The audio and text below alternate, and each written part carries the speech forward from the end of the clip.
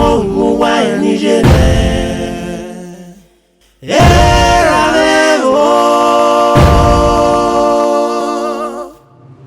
Adesagbon.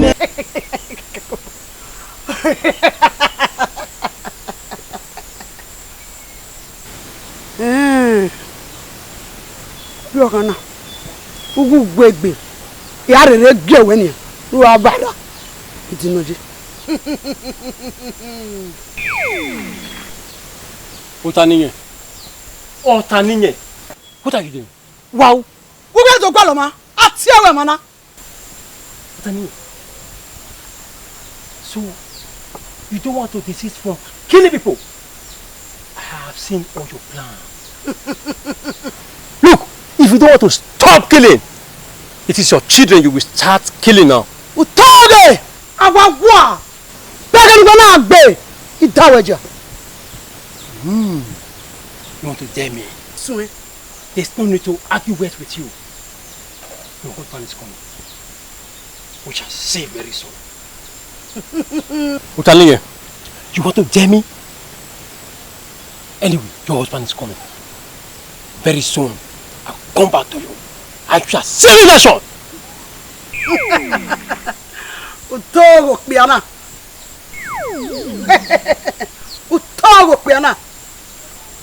Egeni aja bun awda wo. Wa begebe udejuwa. Aimi.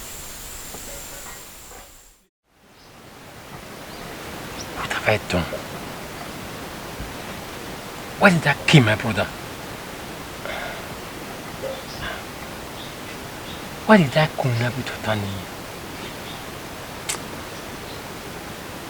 What has my brother done to Otani that she wants to destroy the entire family? I don't understand. I've done wrong. I don't know. Papa. Like, Papa. my daughter. Is everything alright? It's alright, just that I'm thinking about the death of your mother and then my brother. It's painful. Papa, thinking will not solve the entire problem. Only God knows why it happened that way. Is there food around? Yes, Papa, I prepared your favorite. Please serve me. Okay, serve Papa, I'm coming. Okay. Adesagbon merige o. Ona ebini ni Adesagbon Uwadiae.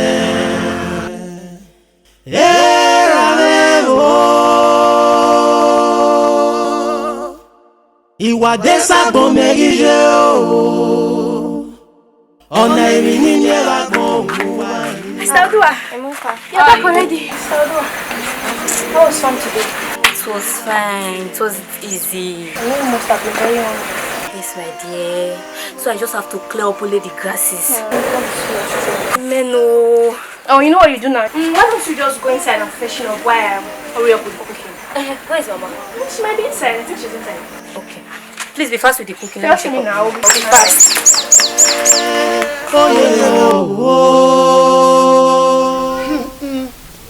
Ogbe.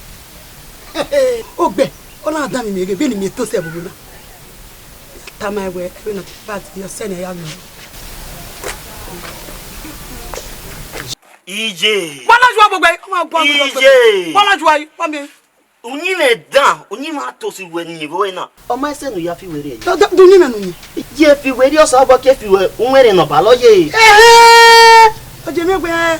O bi o kana bi aso gbon. E wo, lari. Eku gbe. O ba mu mi. Ekwe me mu we. Igbe te ko we gba mu mi. Agba won bi mi wa to sebe bu na. Ekwe mi na, e we na ladi. Ise ake gele ke na nu e. Je, ekwe me mu we de. O me mi ropa. Me na we we na je. Wa na me. Ya na we je. De lo na me ba. Wa na me ba yi. Zede jo boje yen fe rigbo. Do that way. E rigbo panu won. Do pon panu ame mi. Ye me. Igbe rigbo panu won ame mi. Oh my God. Dia we ye dan no salo bo eri ye me na. Oni me je da. Ye dan. Ye, wa bi gbe mi. Wa ye ke mi ara bi gbe mi la bo lawe gbe ba go. Ye fi were e. Ye fi Fuenu e. Ye fi we. Ye gbe wa se. Salo bo. Di ye dan wo ye me na. Iba mi gbe ye dan na de. O salo bo la wo wo. Iki kwa le gbe ye dan na bi awe gbe ri agbon bari abi.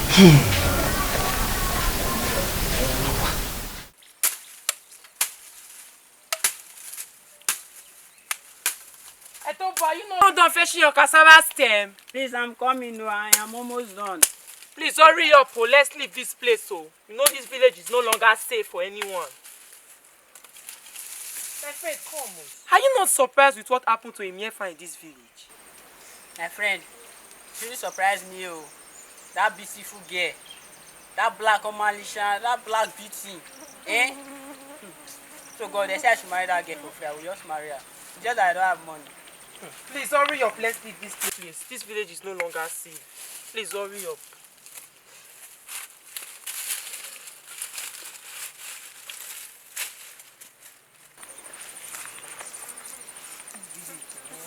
It's not easy to get money at all. Think it's easy before. And your father's house busy eating food.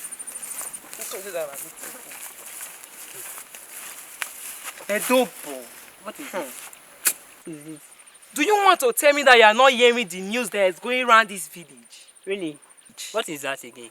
Ogbe, Akongie's uncle, sent Akongie out of his house just because she came to ask for food stuff. Really? Yes, now. Where did you get that news from? It's not fake news, though. I got the news from a reliable source. And this person doesn't lie. Reliable source? Yes, now. That is to do apropos everywhere, reliable. Come on, let's go, Joe. I'm just talking everywhere. It's okay. That man is very...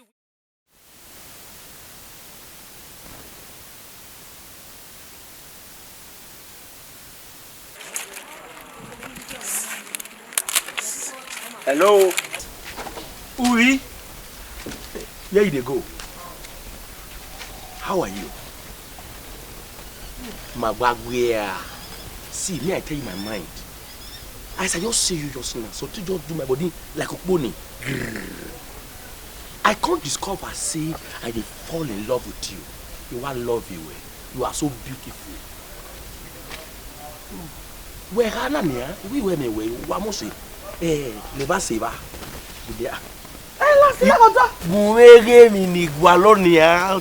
Let me see. When you see like door, why here weber? More inoma. Inoma. When you ma be bury ma budo, who lele me lauda me ni ya valo we. O kamero wa. Segbe we ni. Mase. Ah? Iwu mase. Oni me. O mase no re. Idi. Arino. Iwa ya ri ugbo no ri eki. Arino. Iya gwalira no mo aye ra de no mo aye. We to tire abibai wa age no hia wa age no di. Odi wa ya no mu gbi na ho. Wa gwa loku o. Okwo no se we ni me wa zo se na. Gemese, then you was Osena. Akpoi, as I see you, I say you go make I help this woman. Because me we my gele lao every only ya like ki mario ame ni ya valo we ni lao ni lieke la dia. Okwe ahin. E je bebe ni an. Ihe mana mu. Ani e ni ki amie. Then me was Osena. Wazo e. Gemese, then you was Osena. Akpoi, ilare ma. Oma me nu weje. Uma se na. Uma se ahiari ki yari no meken. Uma se Gay uvi no mana damo no. Ura dame meri. Iyo mu. Iga igele zaga we. Uwe ki adu afa na dress me. La ho. Ege ma ho gima ari ogwa. Ija. Ge aya se ge we. Ase we drop no a. O le ro yemena. Ge butu la se le me a o ma ka ma ga o khiane. We ro yemena. Ija. Woto ya fo na sanse. E ya wu ya bugun wa.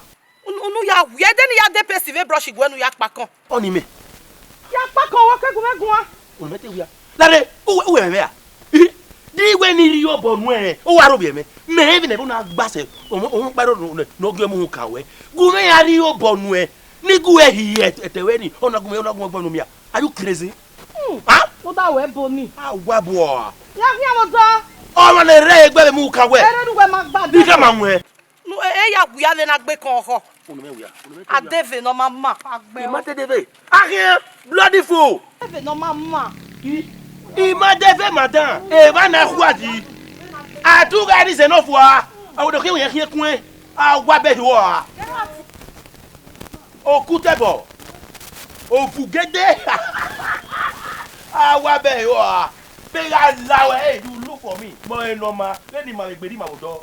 You are crazy. If I walk out like the backbone. You will not move another way. You will not go another way. And the man go another way. If I want to be a carabona, and a carabona, if I want to be backbone. Wow, backbone. You will not move up in the Guadina.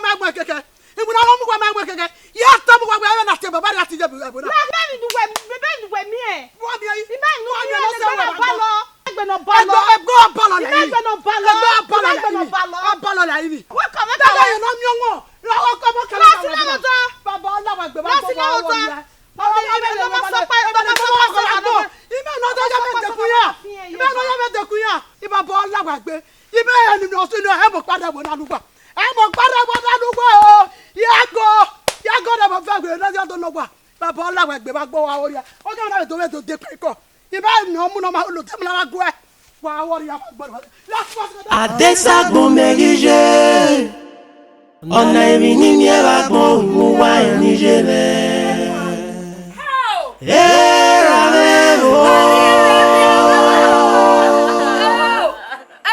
Adesagbon merige.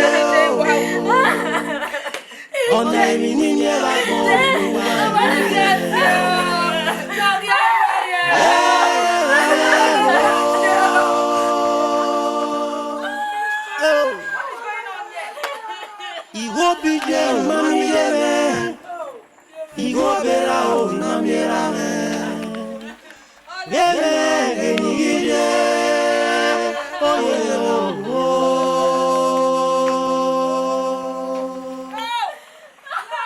Adesagbon merige. On a vini Uwadiae Uwadiae Nigerian.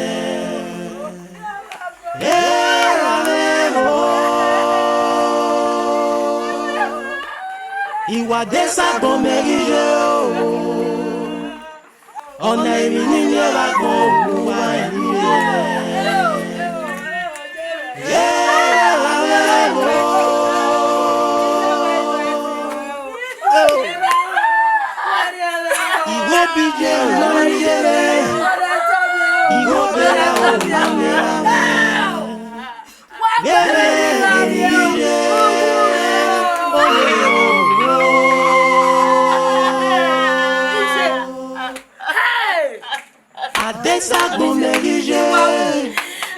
On a vini Uwadiae Uwadiae Nigerian.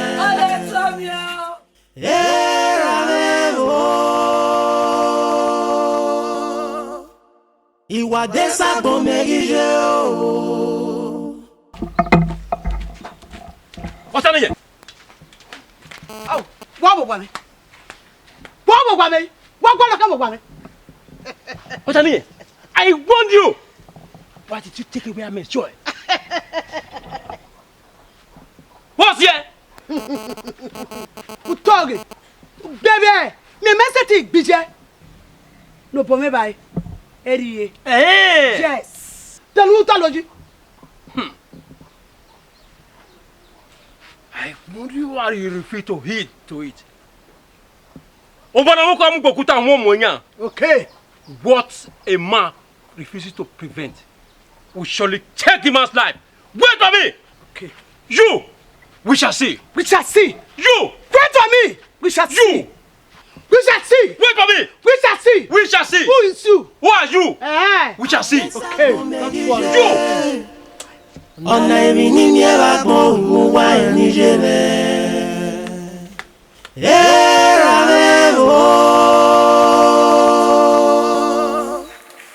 Adesagbon merige. On a vini Uwadiae Uwadiae Nigerian.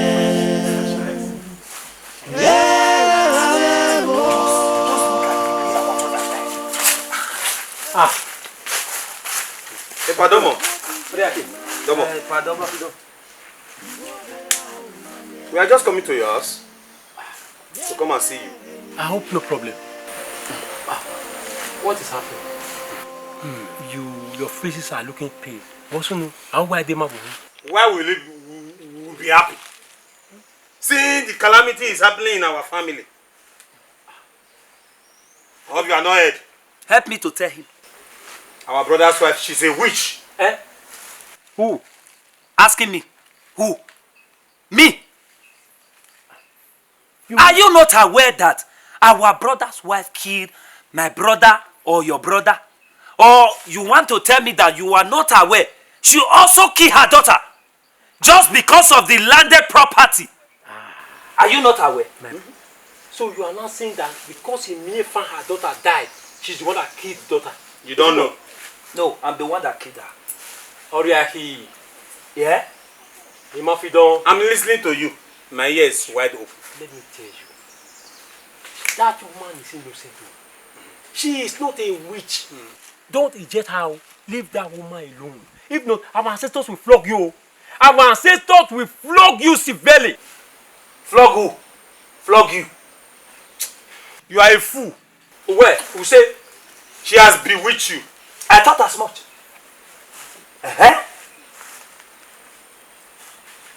Look, better leave that woman alone. I don't want to hear that you disturb her or you reject her from that house. Leave her alone. I've told you. I've spoken. She has bewitched you. By the time you come back to your normal senses, your high will revive back. Is that not so? Oh, what about if you are the one that the senses are not correct and you now come back to your normal brain and realize that you are accusing her falsely? What will happen to you? We will know that time. We shall see. Let's go.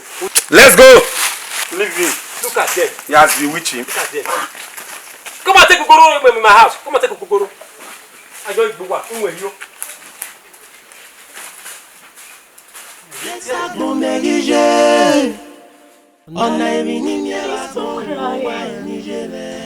Our sister is not coming back. She's not coming back again. If you keep on crying like this, what do you want us, your children, to do? You are hurting us more and more. We don't want to lose you, Edda. You are the only one we have. You are the only one we have left. What am I going to do? Yawa boy.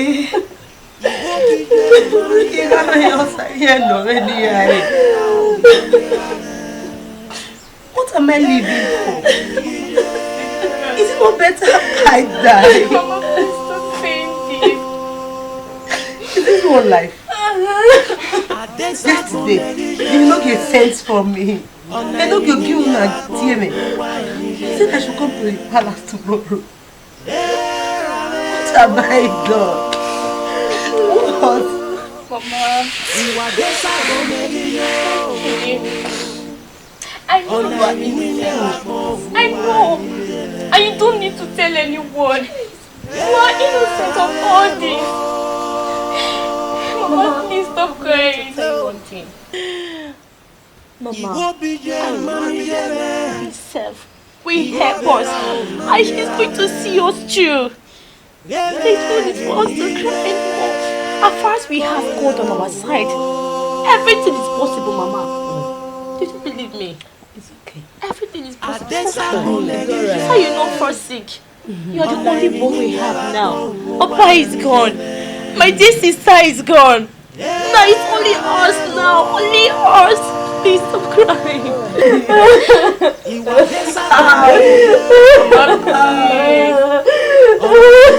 It's okay. It's okay. Alright, let's go inside. I'll prepare for tomorrow.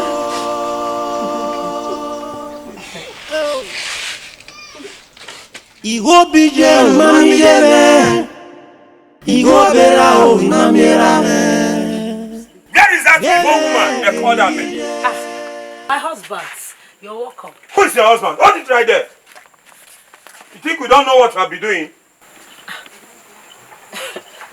I have done nothing wrong. Keep quiet there. We are not here for your explanation. We came here to tell you that few weeks from now, we will be coming here to pack your things out of this house. Yes. What is my offense? Your offense. You killed our brother, your husband, also the last daughter, our daughter, with your witchcraft. I still don't understand. Shut up your mouth there. Just be ready for us. You are leaving this house.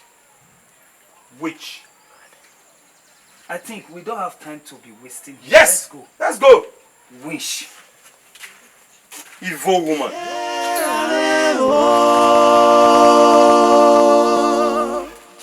Uwadiae merige o. Ona emini Adesagbon Uwadiae. A few days I want many Oge nigga. Egba ni atisunu. Eni me na ru weyeke. Are a few days in we pack you bari. Oge nigga. Honestly. Oh, Aje. Where could you buy see? You never have women now. Oh. What you buy? Product when you go pack you bari. Who go you on egbegbu. Ime ma ya you go we kwere me ka mo bari ne. No mu gemu. Agwagwo. God. Where are you?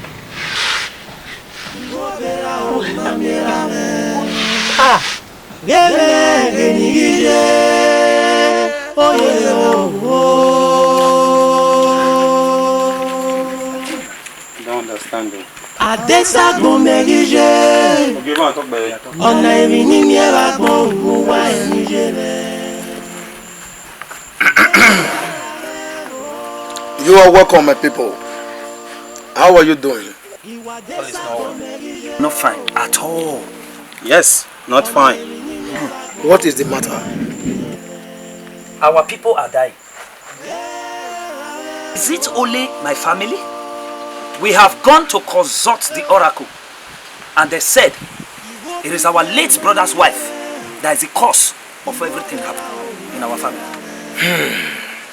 In that beautiful case, That woman you were talking about, I want to see her in the next 4 days in my palace. You may leave now.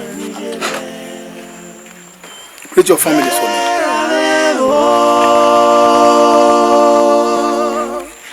Uwadiae merige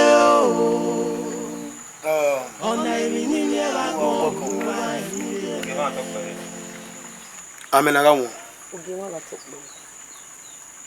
What do you know about this calamity that had befall our people? go on. Mudan Adesagbon say me.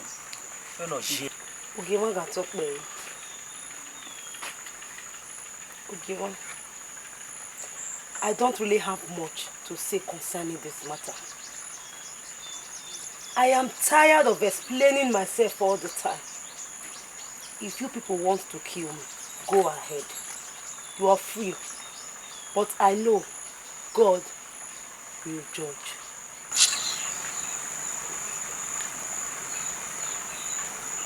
Well,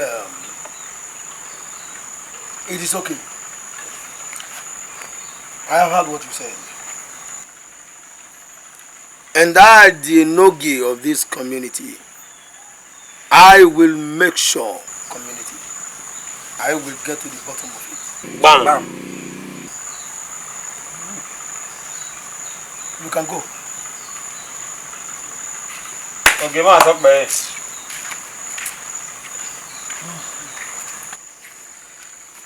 Are you really sure she is guilty of the crime you are accusing her of? She's evil. Adesagbon say me.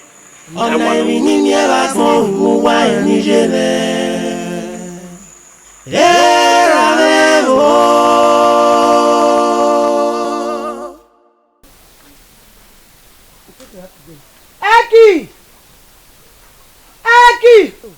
Where is this game now? Eki! Maye! Please come. Eki. Maye. Mafia rugbo. Okay. Eba eni. Mugiya konki. Oruko ni. Eje. Iyen mu eke. Eka mama guri o e. Eje. Eka mama mu eko a. Degun won ni a.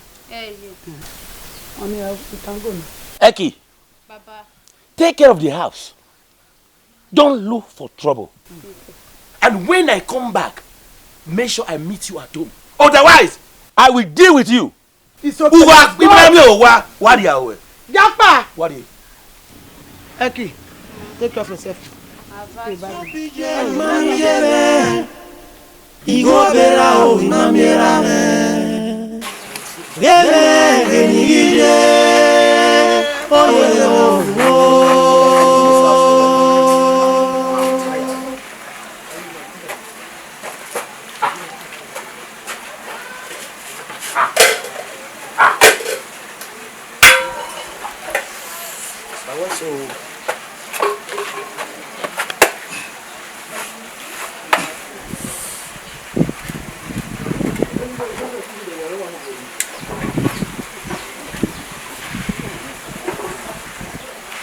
Uwadiae.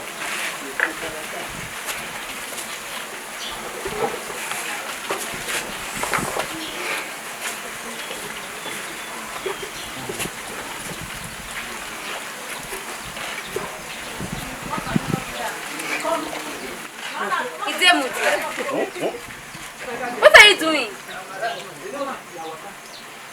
I've done since this morning. The food Mama asked me to go and give to Mama, I forget. Just wait for Mama. Wait for Mama.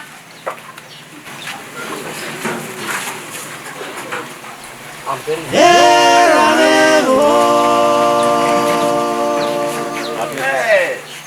Hey, those are all there.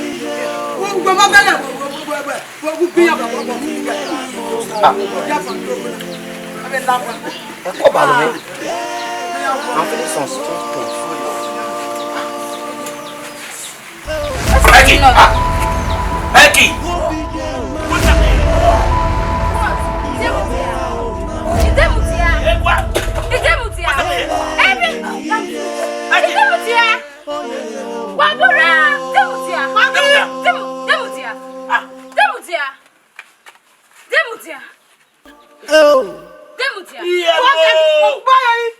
I met him meeting and he started complaining. Hey! He's a very winner.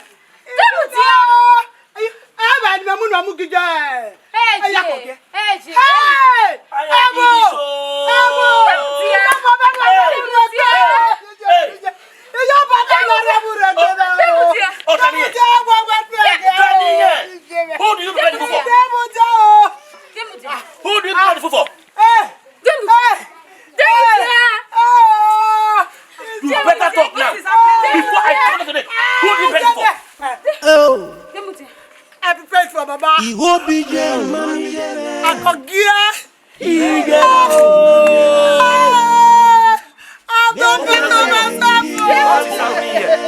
Another one has happened again.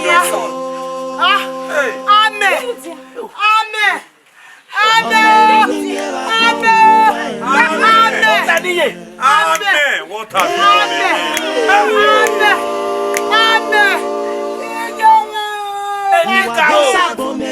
What is all this? My God! I'm feeling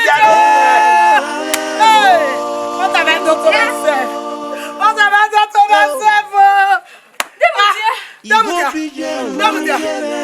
Yago.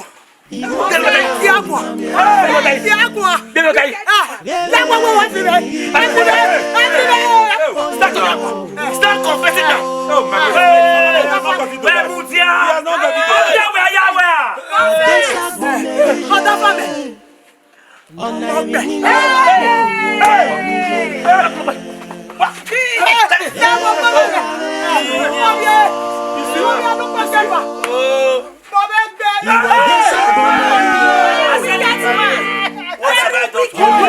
You see what I was talking about?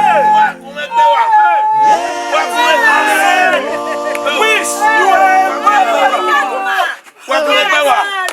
let me kill her.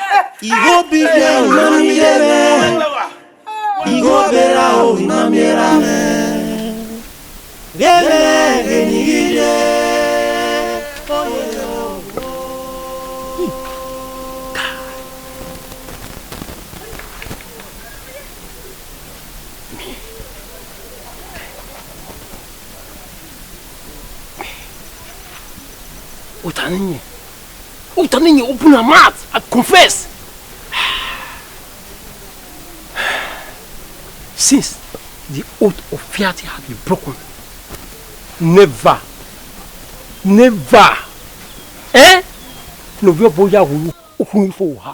no, I can't stand this. Never.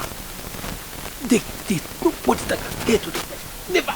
I must look for a way to end it. Not me. They can never get to the place. Never.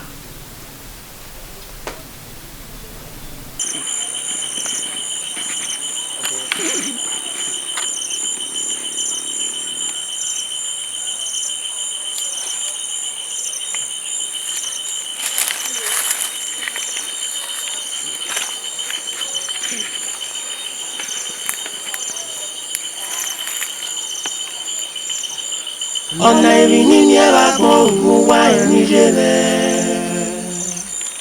Ẹ̀rọ rẹ̀ wò Uwadiae mẹ́rin ṣe o. My people,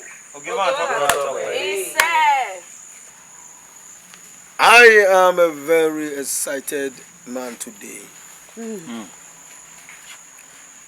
Because what we have been fighting for a very long time now, the gods has finally revealed it. Yes, sir.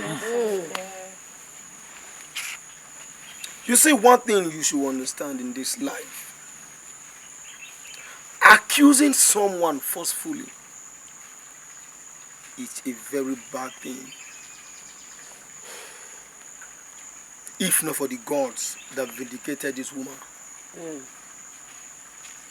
According to how the both of you called her a witch before me, I would have banished her into the evil forest. But I took my time to investigate, and now she is innocent of her crime.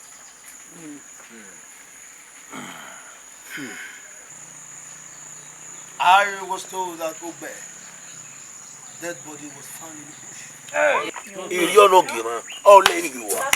Abomination. And Otaniye died immediately after confession. Yes.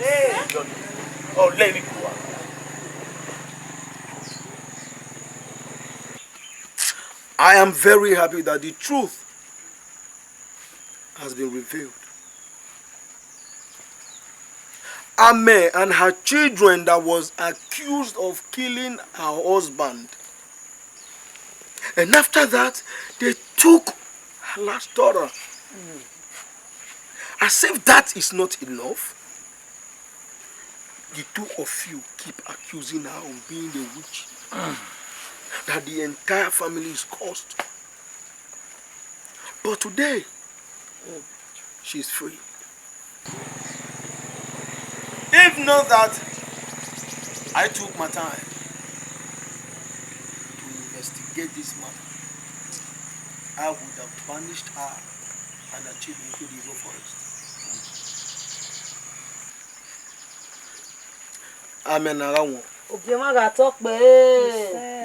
For being a good woman, for being able to take all the insults, the accusations, for living with it, I personally,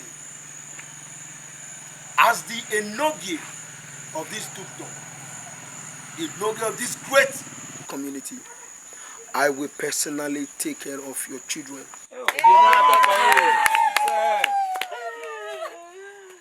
To any level they want to go in life.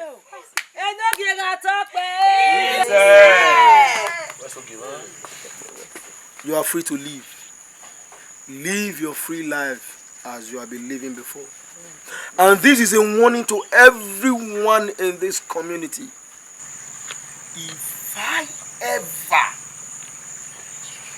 hear it that you accused anyone in this Dukdom forcefully, wrongly, unknowingly, without investigating what you are accusing the person of, without a proper investigation, I will make sure I banish that person to the evil forest. Get the bird of the air eat and feed with your flesh. This is all I have to say, my people. Today is a happy day of my life. Let's celebrate and be happy. Okay, man, talk by it. Adesagbon merige. On a vini Uwadiae Uwadiae Nigerian.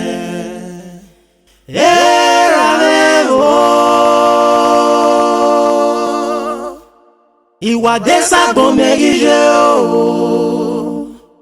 On a vini Uwadiae Uwadiae Nigerian.